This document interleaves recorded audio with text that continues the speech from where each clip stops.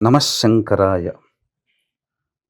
మీ జాతకంలో ఉన్నటువంటి నవగ్రహ దోషాలు తొలగిపోవాలంటే 100 మహాశివరాత్రులలో పరమేశ్వరుని పూజిస్తే ఎంత పుణ్య ఫలితమో, ఈ ఒక్క రోజున ఆ శివుణ్ణి పూజిస్తే అంత ఫలితము దక్కుతుంది. ఆ రోజు గురించి తెలియచేస్తాను. అదే మహాశైవాఖ్య యోగం. 13వ తారీఖు జూలై రోజున ఏర్పడుతుంది.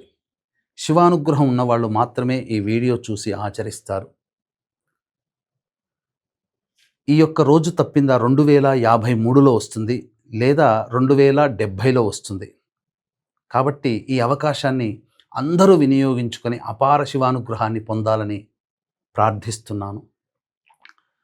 నవగ్రహ దోష నివృత్తికి ఏం చేయాలో తెలియజేస్తాను. ముందుగా మన పీఠమాధ్వర్యంలో జూలై 13 ఇదే మహాశైవాఖ్యం ఉన్నటువంటి రోజున అరుణాచలంలో కానీ, కాళహస్తి క్షేత్రంలో కానీ మీ జాతకరీత్యా కలుగు విద్య, వివాహ, ఉద్యోగ, దాంపత్య, అనారోగ్య సమస్యల నివారణకి ఇప్పుడు ప్రజెంట్ కాలసర్పదోషంలో కాలం జరుగుతుంది.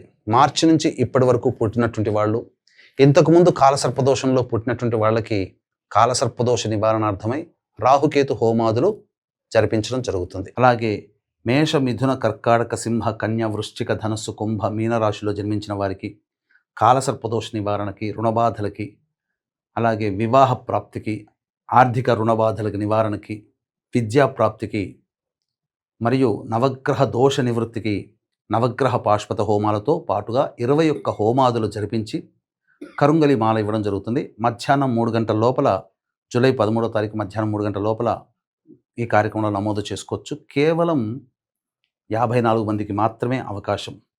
ఇక ఈ నవగ్రహ దోష నివృత్తికి ఏం చెయ్యాలో తెలియచేస్తాను. ఆ రోజున నవగ్రహాల చుట్టూ శివాయ నమః అంటూ 27 ప్రదక్షిణలు చేసి, తదనంతరం ఈ నవగ్రహాల దగ్గర ఒక్కొక్క గ్రహానికి అష్టోత్తర పూజ చేసి, తదనంతరం ఈ నవగ్రహాలు కలిపినటువంటి పిండి ఉంటుంది, పిండి చేసి అది నీటిలో వేసి ఆ నీటితో ఈశ్వరుడికి అభిషేకము చేసి, పంచామృతాలతో అభిషేకం చేసి, గంజి వార్చినటువంటి పొడి పొడిగా ఉన్నటువంటి చల్లారిన అన్నముతో ఈశ్వరునికి అభిషేకం జరిపించి సంపూర్ణ నవగ్రహ శాంతి కలుగుతుంది. తద్వారా మీరు కోరుకున్నటువంటి యోగము, సంకల్పము కార్తీక మాసము లోపల నెరవేరుతుంది అని చెప్పడంలో ఏమాత్రం సందేహం లేదు.